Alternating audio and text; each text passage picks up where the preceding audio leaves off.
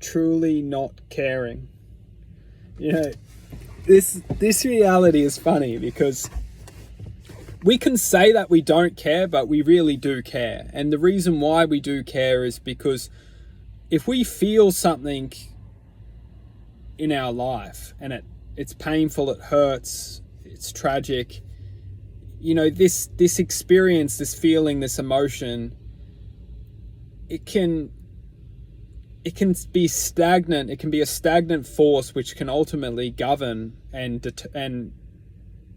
persuade us to try and do or create actions which are not necessarily benefiting us in our lifetime. And when we do these things, when we create these decisions and manifest a life based on not caring, we ultimately, it's a great thing. It's not negative, because we get to generate a sense of choice to come back and understand that what's magical is having an attitude that wants to create change, but not just any change. It wants to create a positive and powerful change that not only will show ourselves, but also the people around us,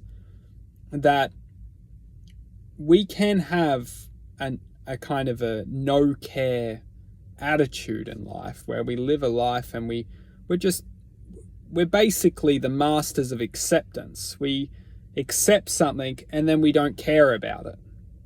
And that is much different than not accepting something and then saying I don't care. Because if we can't accept something, we haven't got over it, because we've created this ego kind of attitude that we don't care, but we haven't energetically released from that existence. We're basically still attached to that existence, and that existence can still shout and scream, and we're listening to it, and it's draining. And it affects us. It kind of creates this reminder.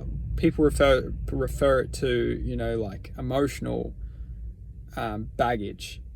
It reminds us of a past experience that we haven't healed, or we haven't grown with that. We've basically shut it off and closed it off, and not moved with and used it to develop and to grow stronger. Because the thing is, what is emotional baggage? Emotional baggage is just frequency. And that frequency is, if it's still attached onto us, if it's still latched onto us, we're trying to live an existence with frequency which we have not accepted. We've engaged with it. It's created an experience for us. And that's the thing, is we need to understand that every experience, although may have brought us pain, anger, frustration, we have to be the masters of acceptance, because when we learn to accept, we learn to heal with that experience. We learn to use that experience as a positive thing for us. If we can't accept and understand that without that experience, we will not be given the true power of choice in this present moment. Because that's the thing, is that when we learn to heal the past experiences, we get to become grateful for them, even if they're very painful, heartbreaking, tragic, hurtful, you know, because we couldn't be grateful for the present moment which we're experiencing right now. And that's the thing, is we need to learn to heal the past to be grateful for the now, for this present moment. Because without doing that, all we will do is we'll be stuck in this kind of relay of like past events, and then events that haven't come yet, because we're so triggered by what's going to happen in the future because of the past. It's like this kind of, and we're never really experiencing true bliss, gratitude, and happiness within this moment. That's the power. The true power of acceptance is to learn to be grateful.